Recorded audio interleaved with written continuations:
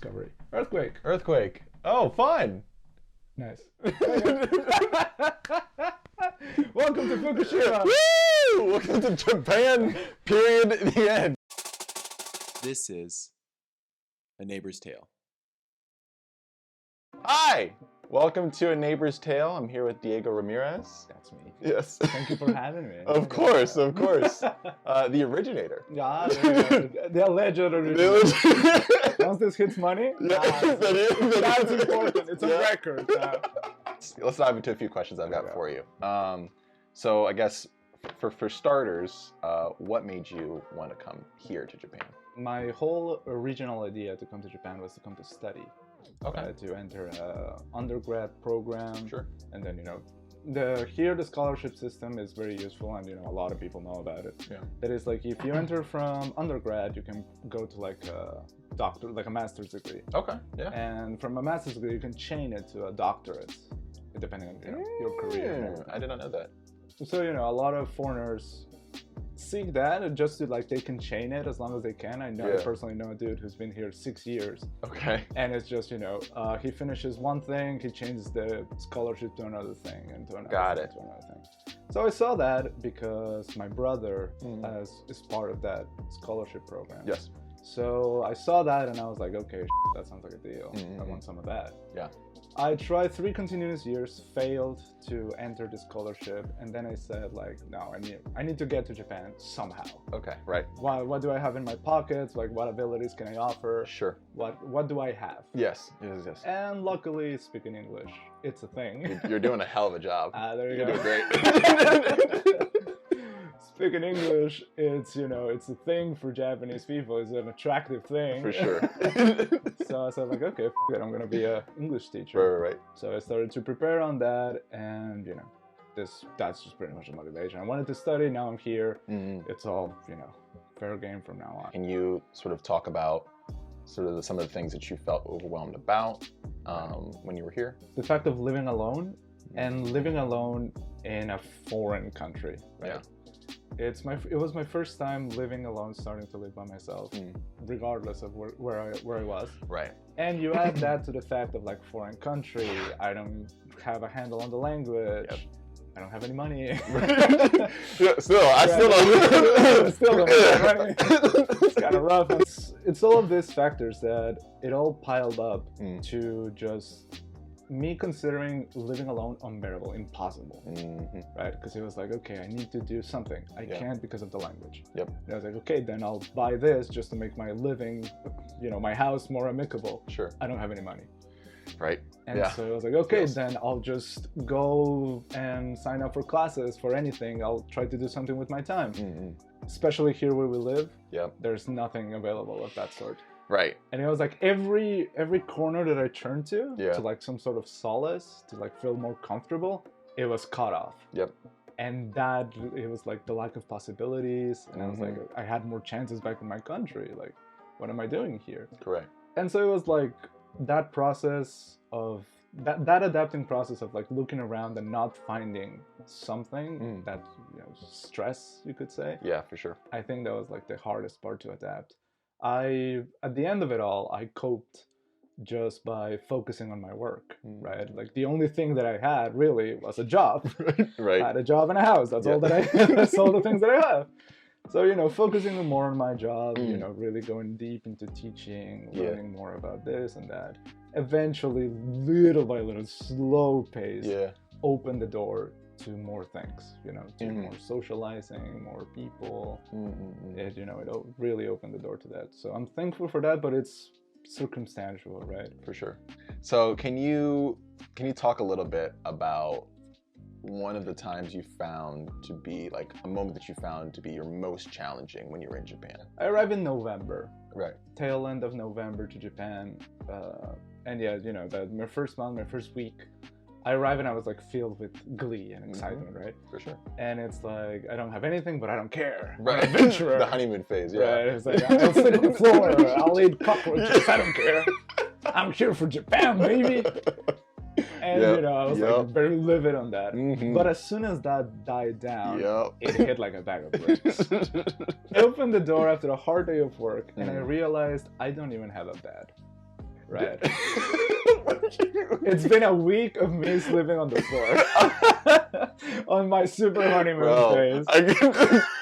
That was the first 20 minutes. I was like, Shit. no, man. Right? Okay, got you. So I open the door and I'm like, a hard day of work. I look at my pantry. I have no food, because of course I have no food. I have a plate. I have, a pot. And I'm like, what are you eating? I'm just making pasta and rice? Tuna. I didn't have a rice cooker. Oh, but you didn't do the... Oh, no, I didn't dare. Okay. Couldn't dare to do it. I was just eating pasta, tuna, all sorts of concoctions that I could make. And so, that's when it hit me. Yeah. Right? I was like, I have no belongings. I have no money for belongings. I don't have anybody to talk to. All these thoughts of like, I rushed to come here. I was not ready. Yeah. Should have been living by myself before. Yep. All of these thoughts kind of haunt you. And close to that day, it's like a Colombian holiday. There's like candle day. It's like religious meaning. Yeah. You lit candles for wishes, I think, for like, your family. It's a whole family and friends. Yeah. Where you lit candles. Yeah. And so that night I was looking at my phone and I see all of my friends with their families. And I see all of, family posts. Damn, you got dumped Yeah. on. Shit, though. Fuck you. And I was like, cool. And so I was completely depressed out of my mind. And that's also like the point where I realized, like, in Japan in general, I was like, okay, nobody's like checking on me, right? It's like even my coworkers, the new people that I've met and everything, nobody really gives a about what I'm going through. I went to the store and instead of getting food that night, I got candles. Okay. Because I was feeling like very close to that holiday. Yeah. Right? So I went and, to my little patio in the dead of winter. Wind was blowing hard, and I'm out there. Cold as hell. I'm out there with my little pajamas, lighting up candles, like, I'm with my family. I'm celebrating with you guys. I realized, back in Colombia, I didn't pay much attention to these holidays. They didn't mean that much. But once you're like pulled away from it, and once you're in a situation of stress, of like emotional stress, I realized then that like anything can be hope. What have you felt? You were like, okay, I'm here. You've had that honeymoon phase, it fades, and you're going, got it. Like I'm here, I'm doing it. This is I was planning a trip to visit my brother during the summer. Buying the trip, getting the tickets, going to the convenience store, doing the whole payment stuff.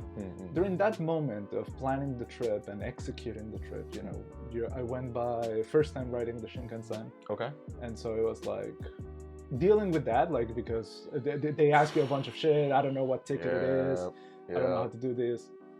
And I did all of that, of course. You have to do it in full Japanese. You do it by yourself? Yeah. Damn. Okay. So, I managed to go through all of that and I arrived with my brother. Yeah. And that moment when I saw him, it was like, oh shit, I did it all alone. Yeah. Hell yeah. Right. We did it, boys. So, that moment I was like, I got this. Right. Yeah. Japan. What was I even worried about? I need no more candles. Plenty, man. What advice would you have for people that are maybe wanting to leave their home? Know when you can contact people. It's a lot gonna change, but remember that when you can contact your friends and families, keep that in mind all the time. And that it is possible to do it. Because it's very easy to get trapped in your head. That you're like, oh, but I don't want to bother them. Oh, but I don't want to call them right now. It's 4 a.m. over there. And it's like all of this. It's easy to think like, oh, my life now is so different. It's gonna be pointless for me to tell them my problems. Because they cannot wrap their head around it. Sure. And it's like, then what's the point of telling them? And you keep to yourself, But the beauty of like people who care about you and people who love you and people who are, they want to know about you. Regardless if they can actually understand the situation or not, they're going to be there. Yes. They're going to show their support however possible because they know you. And so it's a concept that don't forget that, because it's easy to make it obvious. it's easy to consider like, oh yeah, I'll call. Of course I'll call. Right. Of course I'll email. Of course I'll video chat. Mm-hmm. It's like, well, why wouldn't I? And it's like, no, but you know, Right. shit happens. Yeah. It's easy for you to think, oh, I'm the protagonist in this. Everybody cares about this dude. Everybody should be talking me about like, how the fuck are you? Right. But it's also hard for them, so Yeah, also wow. check on them. Yeah, It's like, how That's a are great- you doing with That's a that? great point. Yeah. That's a great point. So Yeah. it's like, it sounds pretentious to think, like, how are you dealing with me leaving? Yeah. But it's a thing. How'd you make friends? What do you mean? Here in town, I have like 3 friends. And it's like, fair. oof. I think it's more than me. Because one of my friends left. Just left. I'm also counting her as well. Right, exactly. If you're looking to make friends, you really have to get into that. Mm-hmm. Communities, going out, events, other foreigners, Japanese people, and all of this. To some, it's very daunting. To some, it's very easy. Yeah. But it all depends. But something that Japan will definitely facilitate is if you try to make friends, Japanese people will try to help you. Correct. Other foreigners, depends on them, but Yes. usually they'll try to help you. What is something for yourself, at least, that you've found solace in and comfort in when you've kind of might feel overwhelmed and you need, what's been kind of your go-to to relax? To me, it's mainly just drawing, any artistic endeavor. Sure. Any sort of that type of thing really amuses me, it calms me. It makes me turn into a child. For the longest time, being alone, like no girlfriend, rarely any friends, living here, it was like it gave me time to rediscover even like a hobby. Yeah. If you're dealing with any type of mental health issues, getting back on your hobby is very difficult. You don't like the things that you used to like. You don't find them amusing anymore. I was able to, rekindle my passion to like, oh, I want to draw and I want to paint. And I started to look into all sorts of things. I bought like a tiny keyboard and I was like, I'm gonna do music now. Hell yeah. And Hell yeah. it really, it was pent up, and when I finally broke that part, it really everything flowed in that direction. Of course, that's cautionary tale. Would not advise anybody with mental health issues to like not talk about their problems. To like be bent up. Like, eventually I'll explode in an artistic way. No, maybe not. Sure. Yes. But it's what, Please, if you can afford a therapist. Yeah, please go. Please, yes, it's the best. Yeah, 10 out of 10 would recommend. Exactly. Yeah, 10 out of 10 will do it again. Yeah, but any. Yeah. If you can't afford it, if you need it, if it's hard, it's hard here to. Yeah. I mean, it's really hard here with mental health. So if you can find an outlet to that. Yeah, it's like it's amazing. It felt like it had to happen at some point. Dealing with work and dealing with the school, being all smiles and everything. Yeah. Maybe realize like, okay, I can be happy. Sure. But why am I forcing myself to be happy? Why does it have to be a chore? Right. Why am I, dreading, because I was like dreading waking up super late, not eating, barely showering, go to work. And the second that I step into the classroom, I'm all happy and sunshine. It's like, ooh, I'm having fun. I'm laughing with the kids. I'm enjoying life. Yeah. Second that I'm out, miserable. It's again. a mask, yeah. And I'm like, if I can fake it so well with the kids, how about I take some of that happiness into my own life? How about if I adopt some of that? So luckily, art led me as an outlet, and I was like, okay, I can do this. I can be happy without, being at school, without the necessity of showing it off to someone else. Yeah, right. Yes. I can be happy on my own. And I can be happy alone. But do you have anything that you want to like say to people, or whether in any regard, Right. Everybody's trying to escape from the same place. We're all dealing with stuff. We're all like, life continues for every one of us. We all have things, sorrows, dreams, and hopes. Everything in between. So it's, just if everybody were aware of that, like once you're aware of that, you start to treat people differently, because you understand that we all want to escape. We all want what's better for ourselves and for the ones we love. But, it's that attitude should just continue to permeate. You should always care just about your neighbor. Even if you don't know what is happening, just don't be that guy. We're all doing the same thing, for better or for worse. For sure. We all want the good things. So just keep at it. Don't be a dick. I love that. Yes. Yes. Yes. Don't be a dick. I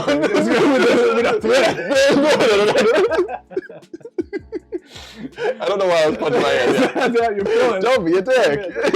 There's a PSA. We'll do the, do you remember the, I don't know if you see like the old, it's like the more you know. Yeah, the more start of Don't be a dick, the more you know.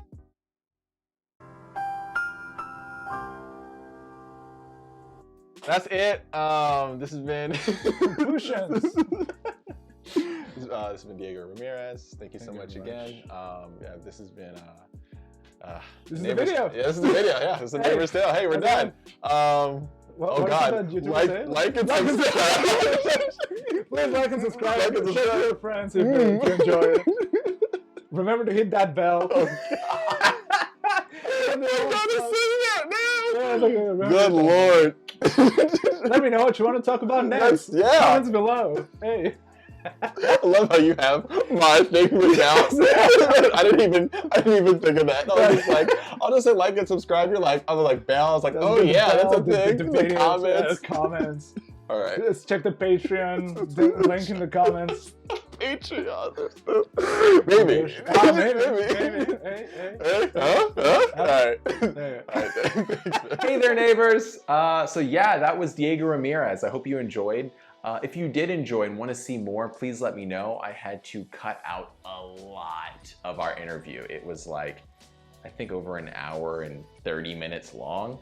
So if you want to see the full version of that, please let me know. I'll be happy to include it as a separate video. That being said, please, as always, like, comment, and subscribe. If you've got any questions for me or for any future neighbors out there, please let me know. As well as just, if you plan on living or working or moving here or visiting here, just let me know that as well. I know that the Japanese restrictions are being relaxed a little bit. So if you have any questions about that, let me know as well. I can answer them for you. So in the meantime, have a great day. Please be safe. Please, please, please, please be safe. And as Diego Ramirez said, don't be a dick. All right. Why does that make me laugh? He's a funny guy. All right. Bye.